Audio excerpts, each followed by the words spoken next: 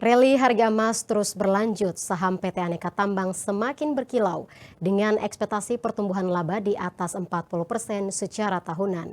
PT Sawit Sumber Mas Sarana Tbk akan membagikan dividen tunai sebesar 450 miliar rupiah atau 47,24 rupiah per saham. Dan PT Harta Dinata Abadi meluncurkan obligasi berkelanjutan 2, tahap 2 dengan tawaran bunga tetap sebesar 7,60% berjangka waktu 3 tahun.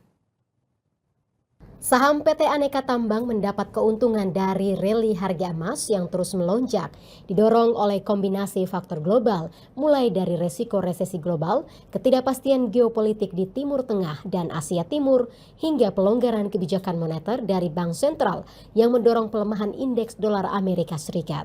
Saham PT Antam menjadi sorotan utama investor sebagai kendaraan strategis yang memanfaatkan momentum langka. Jika harga rata-rata emas tahun 2025 berada di kisaran $3.500 Amerika per ons, maka potensi pendapatan Antam bisa tembus 65-75 triliun rupiah, meningkat tajam dibanding pendapatan tahun 2024 sebesar 69,19 triliun rupiah. Dengan ekspektasi pertumbuhan laba di atas 40% secara tahunan, margin laba bersih Antam diperkirakan melebar ke atas 6 triliun rupiah, tertinggi dalam 5 tahun terakhir.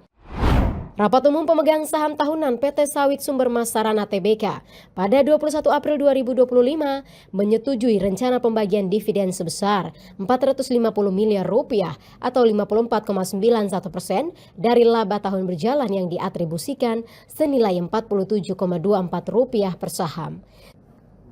Sedangkan sisa sebesar 45,09% dari laba bersih, yakni 369 miliar rupiah, akan menambah saldo laba ditahan. Kam dividen jatuh pada tanggal 2 Mei 2025, sedangkan pembayaran dividen tunai akan dilakukan pada tanggal 21 Mei 2025. Saat ini, emiten sektor perkebunan kelapa sawit dengan kode saham SSMS mengelola 23 perkebunan dengan total produksi hampir 1,56 juta metrik ton tandan buah segar pada tahun 2024 dan lebih dari 461,41 ribu metrik ton CPO. PT Harta Dinata Abadi Tbk baru saja meluncurkan obligasi berkelanjutan 2, Harta Dinata Abadi tahap 2 tahun 2025 dengan jumlah pokok obligasi mencapai 100 miliar rupiah. Peluncuran obligasi ini merupakan bagian dari penawaran umum berkelanjutan yang bertujuan untuk menghimpun dana total sebesar 1 triliun rupiah. Obligasi tahap 2 menawarkan bunga tetap sebesar 7,60% per tahun dengan tenor 3 tahun dengan masa penawaran obligasi mulai tanggal 22 April 2025.